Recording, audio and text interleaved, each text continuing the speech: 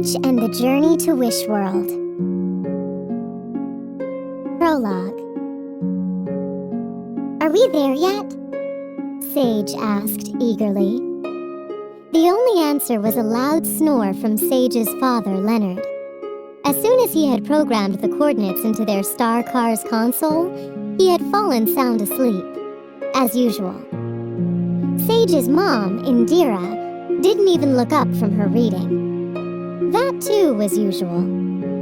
Sage thought her mother should have been the one who was nodding off, as she was deep in a scientific holojournal. But as one of Starland's leading research scientists, she found it engrossing.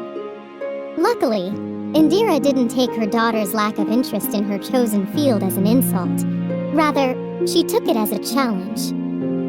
Sage's 7-year-old twin brothers, Archer and Helio, paid no attention either. They sat cross-legged on the floor, cheering on their cyber wrestlers, which were engaged in a fierce battle. "Pin him! Pin him!" they yelled in support of their opposing fighters. Sage stared at her family. How can they be so blasé? She wondered. It was no ordinary day. It was actually the most exciting day of her life. She leaned toward the dashboard and lifted a finger, letting it hover over the hyperspeed button. Should she press it? Suddenly, her hand was gently slapped away by her ever-watchful grandmother, a tough old lady everyone called Gran, who then uttered the words Sage had been hearing since she was a tiny starling. "Patience, Sage," she said. Sage rolled her eyes. "You know I don't have any," she responded. Sage smiled sweetly at her grandmother before she added, "Just like you." Gran shrugged and handed Sage a wrapped candy from her large purse.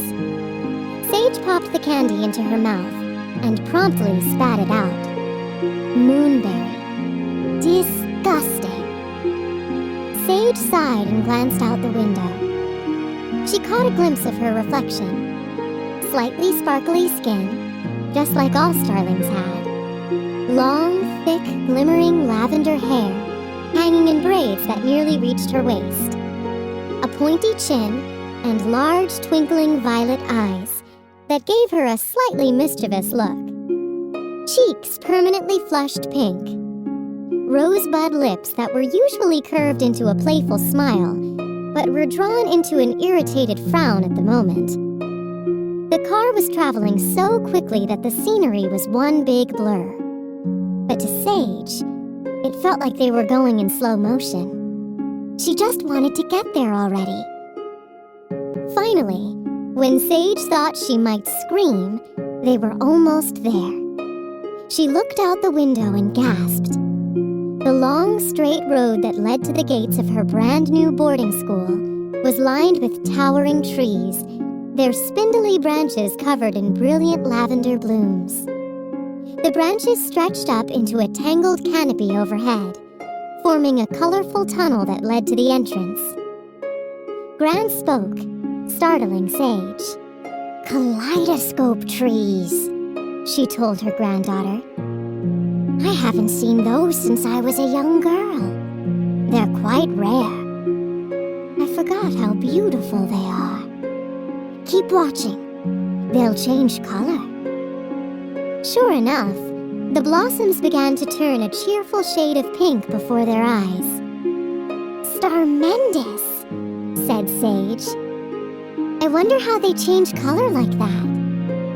"It's because they are composed of 94% iridus vapor," said Sage's mom without looking up. Of course. Sage and Gran exchanged grins. Indira never missed an opportunity to share scientific information with her family. Her powers of concentration were a family legend. Once, she had held a hollow conference call while the twins, convinced they needed to bathe their pet gopher, chased it all around the house, wreaking havoc around her. She hadn't even seemed to notice. But Gran more than made up for that with her constant attention to detail, and her habit of stating the obvious. The car hovered up to the high black iron gates, which had an oddly lovely design of delicate curlicues and dangerously sharp spikes. Beyond them lay the campus of Starling Academy. Sage caught a quick glimpse of neat walkways, hedges trimmed into whimsical shapes, glittering buildings, and a lone white tower reaching high into the sky. The school, on the outskirts of Starland City, the largest metropolis on Starland, had an enviable location. The campus was near the violet-hued luminous lake and the stunning Crystal Mountains. The breathtaking sight had inspired students for high drawings of star years. In the distance, Sage could see the mountains in all their multicolored glory.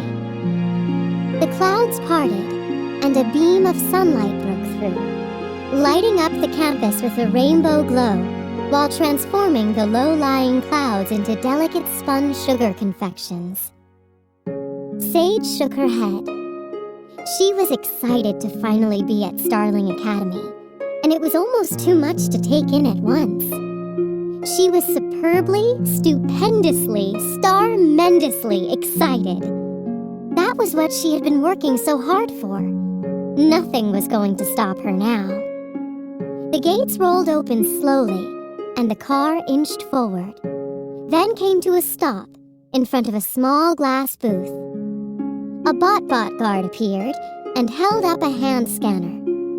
The star car's window lowered, and without a moment's hesitation, Sage reached out and placed her palm on the scanner. It lit up bright blue. Accepted.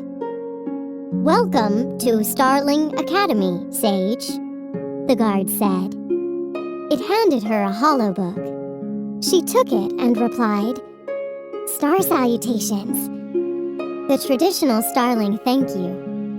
She gave the bot guard a friendly wave, which, as expected, was not returned.